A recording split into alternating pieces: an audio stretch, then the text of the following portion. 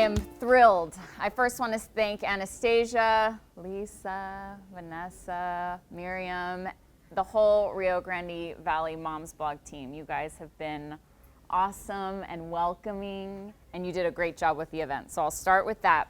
Then I'll move on. I'm just going to do this here. Then I'll move on to say, for the moms who are expecting and for the moms who, you're new moms, it's all going to be okay. It's a crap show.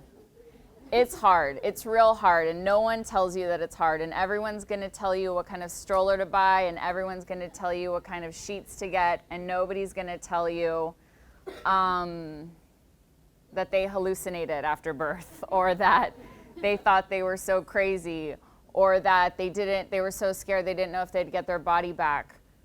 They won't tell you that their body never came back. I'll tell you, my body never came back. And I was so scared through all these things, and I didn't really have anybody to tell me,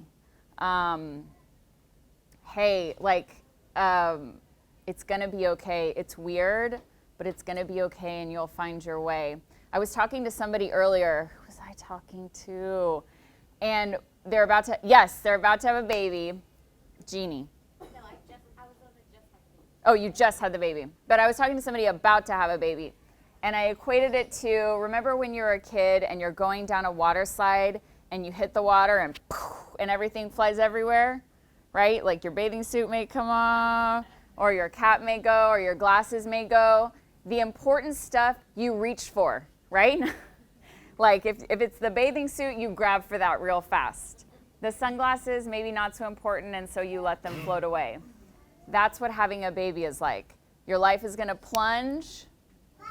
Crap's gonna go flying everywhere. It's gonna feel like your life exploded. But the important stuff, you'll find your way back to, and the not so important stuff, you're gonna let go.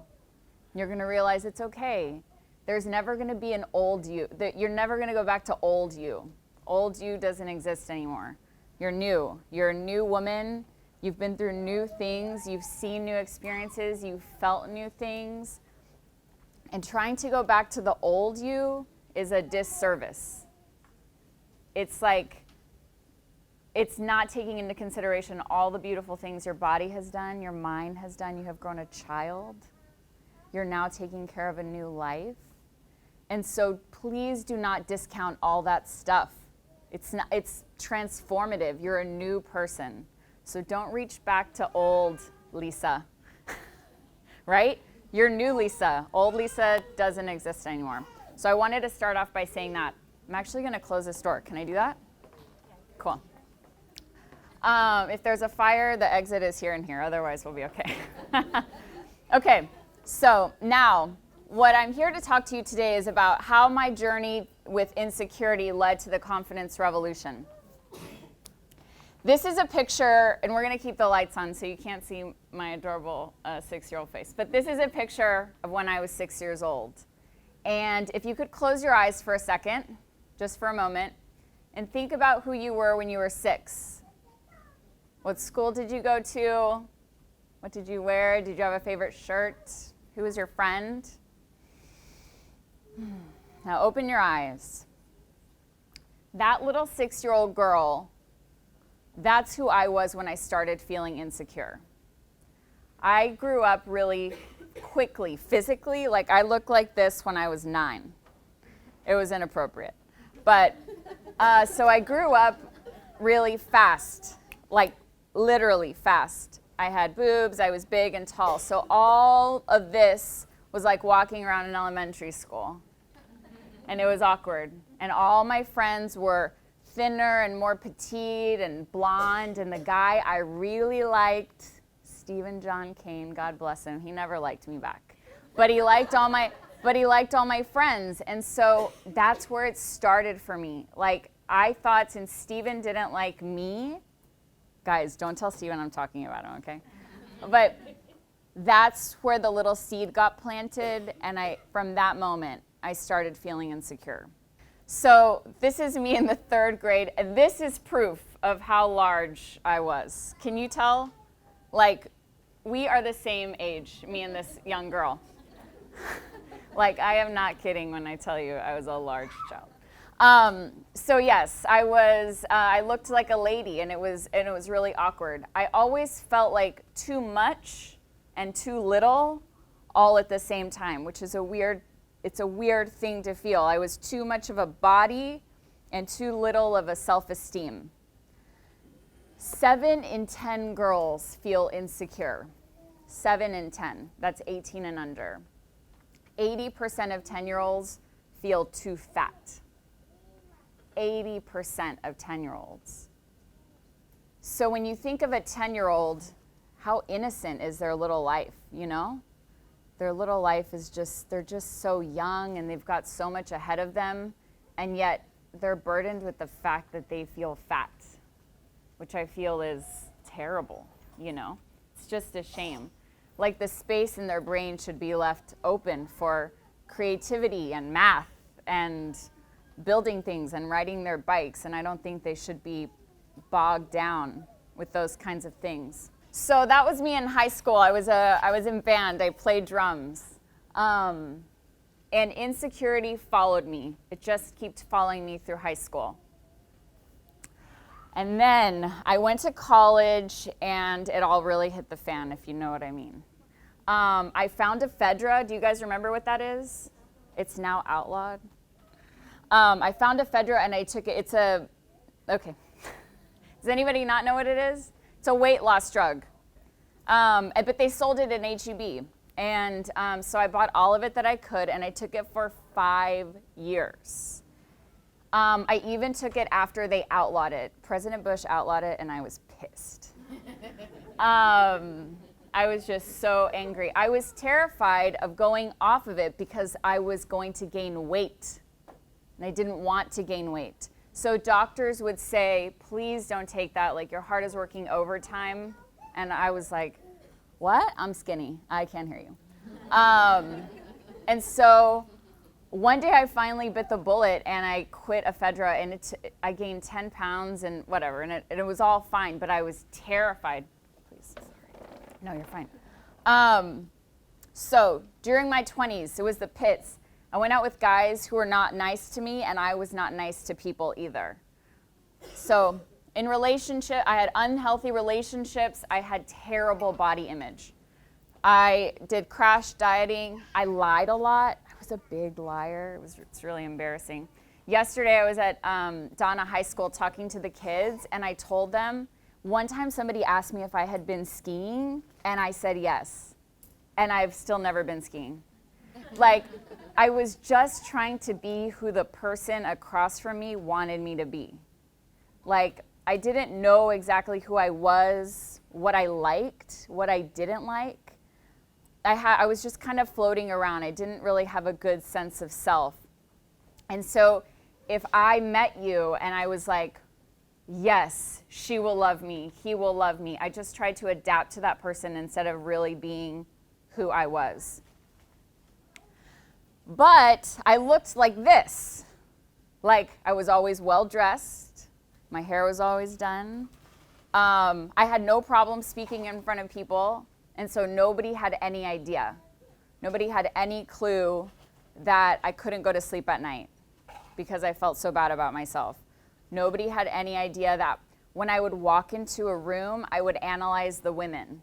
And I'd be like, she's prettier than me. I'm not as pretty as her. She's taller. She's better. She has a bigger wedding ring. She's better.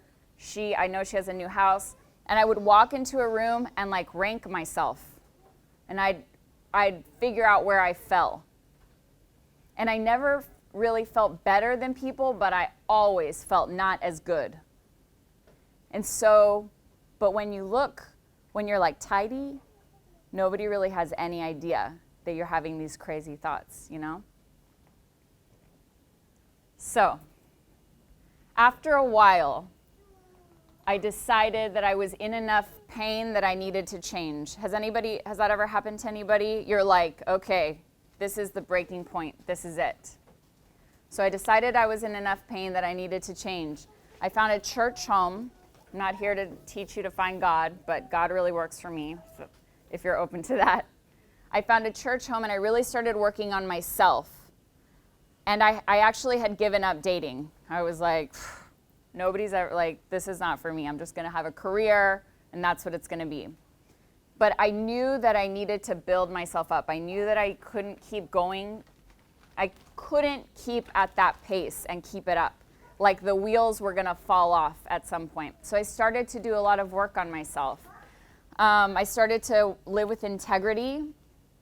Before, I didn't really think that my word had very much to do with anything.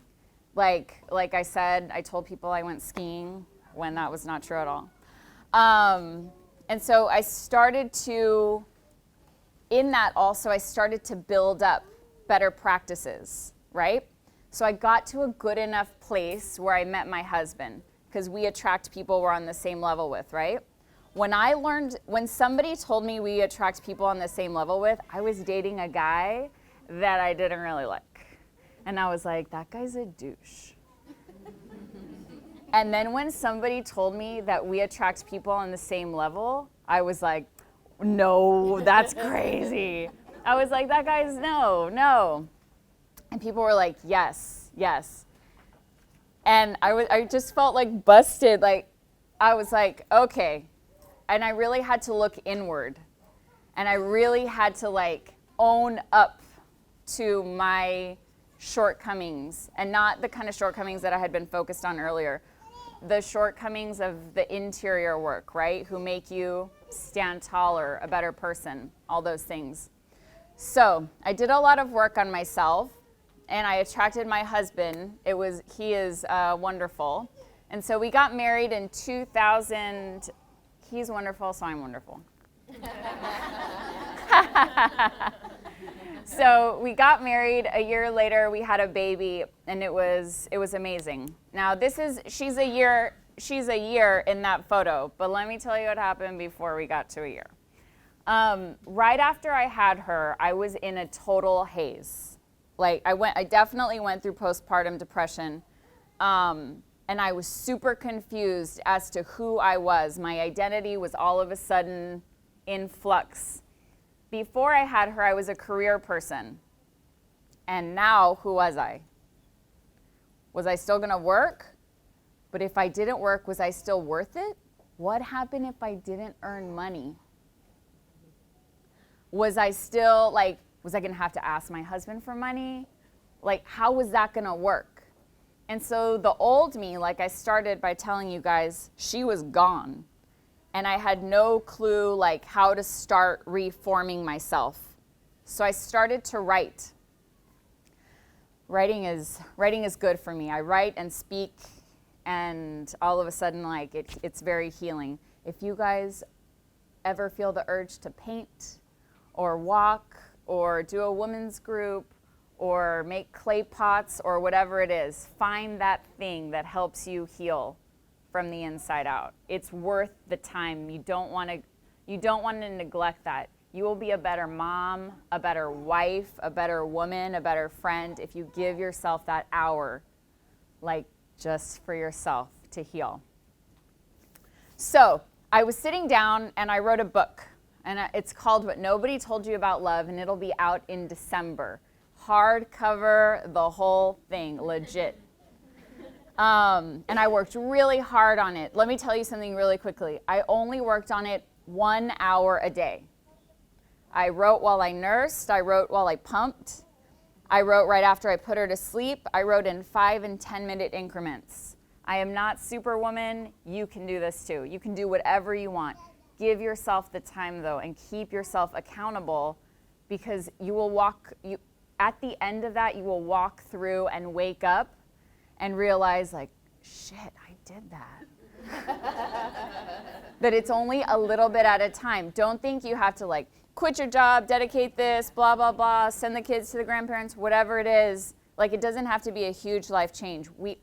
Each of us in this room have the power to do what brings you alive just a little bit every day, and it makes a huge difference.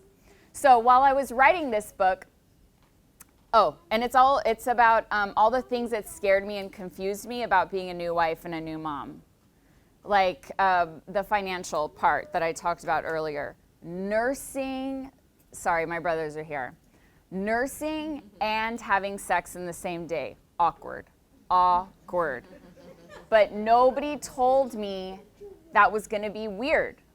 Nobody told me anything about that. So I was like, wait.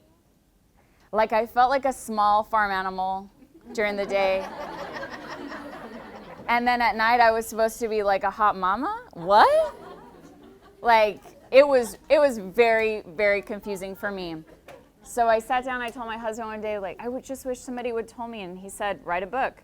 I said, come on. He said, write a book. Like, tell other women. So I did. So that'll be out in December. While I was taking a break from my writing, I sat and I saw a video on YouTube. This video, Dove, it's by Dove. It was a 3 or 4 minute advertisement.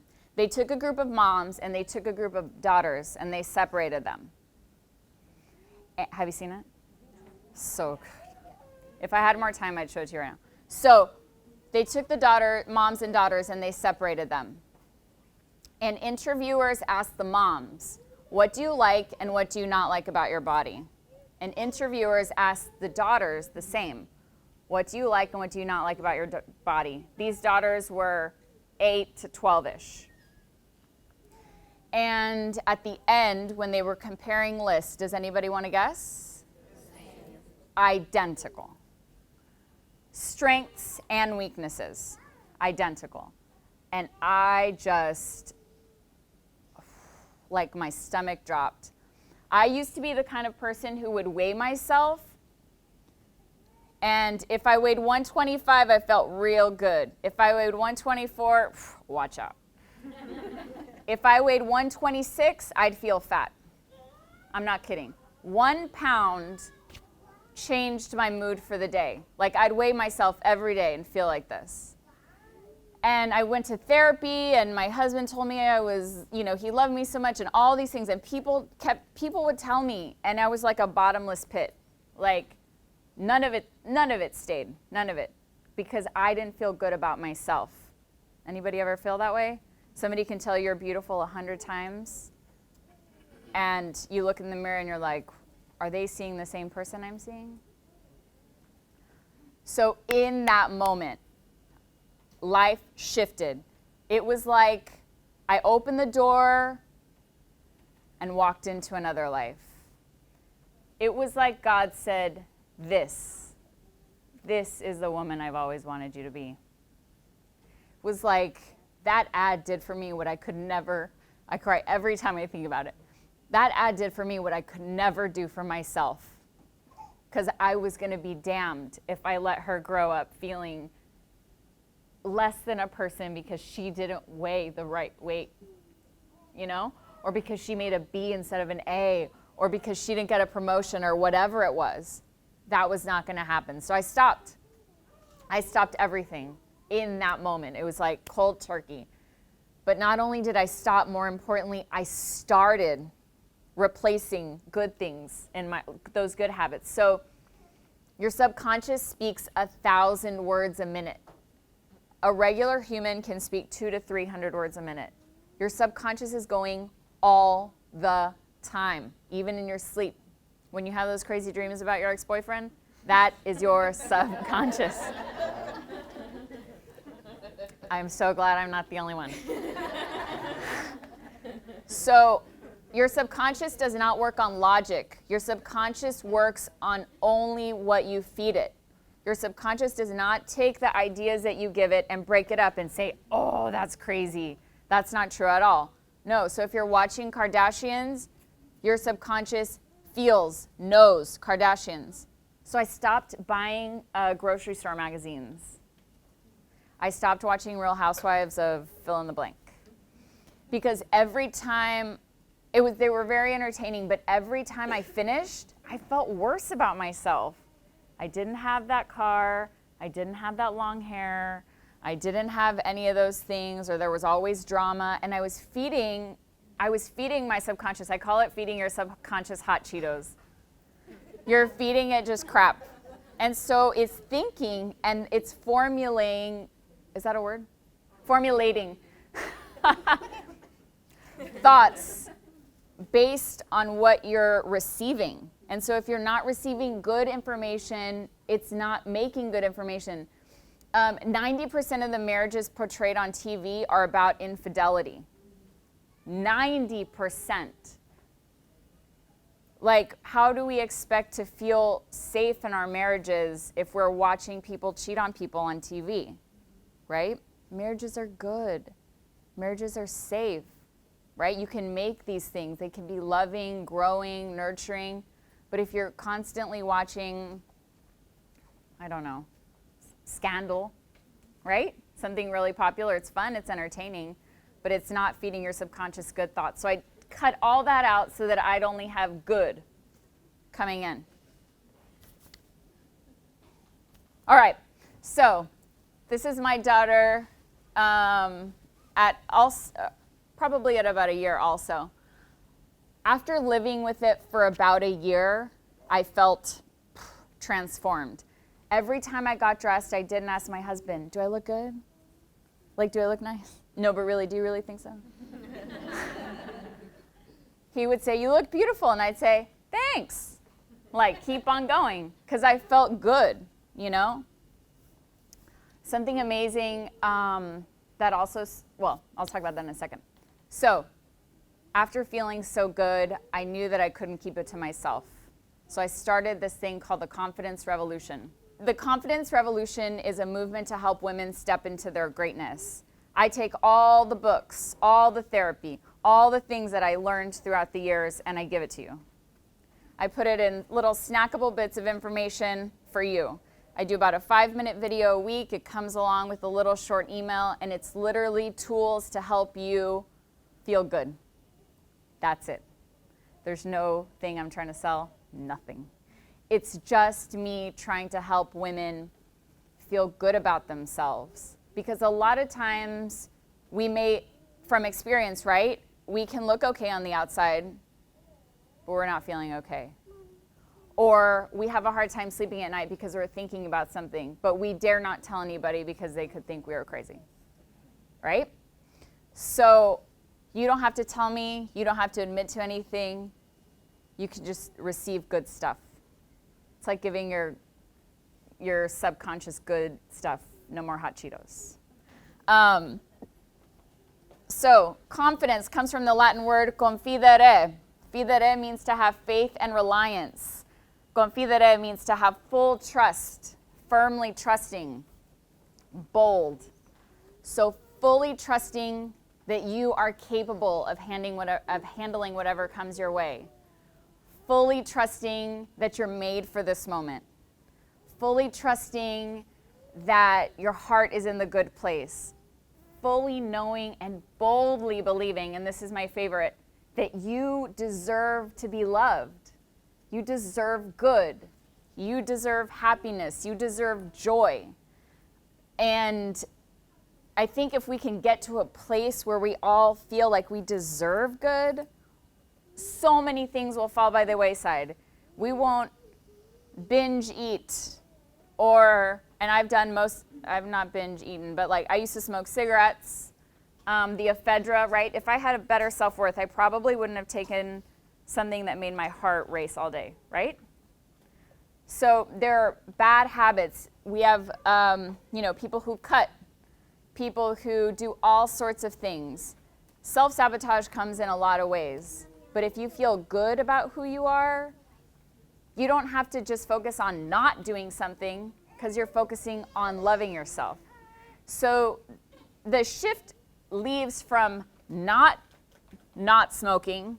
You know, it's not like you're focused on not smoking. You're more focused on being good. And if you're being good, then none of the other stuff will be appealing to you. Does that make sense to everybody? Okay.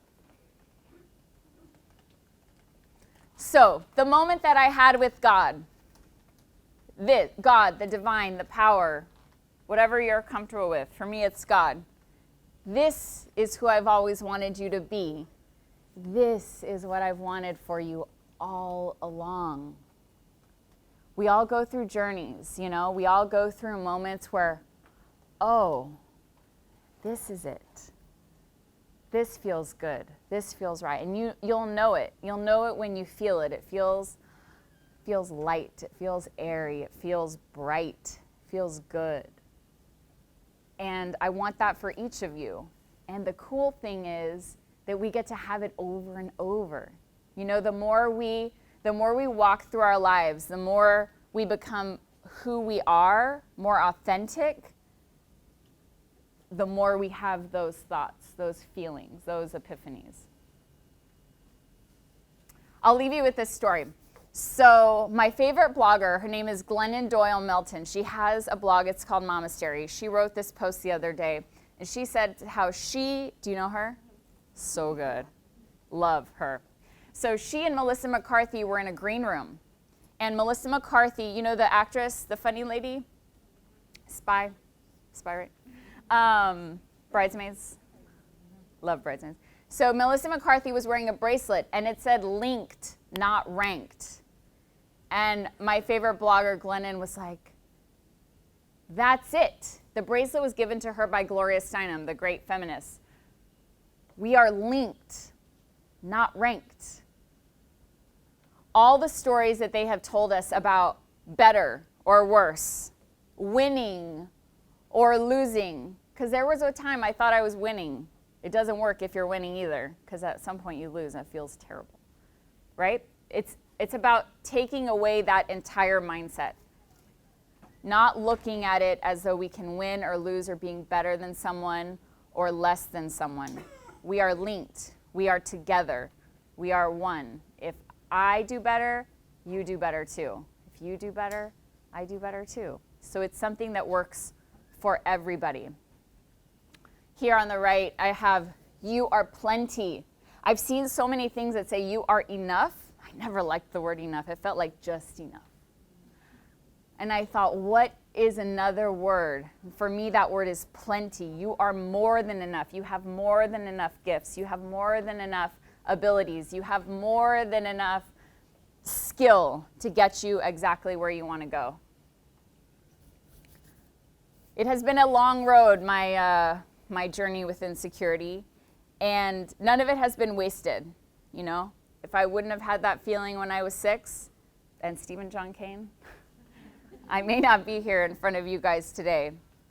But the time is over for us to not feel good about ourselves. That's thank you 1990s and thank you 2000s. Like, we're on to something new, we're on to something better. And if you're wondering, then where the hell does your power come from? It comes from inside of you. It comes from harnessing exactly who you are, harnessing your gifts, being proud of being 5'3", having short hair, and brown eyes.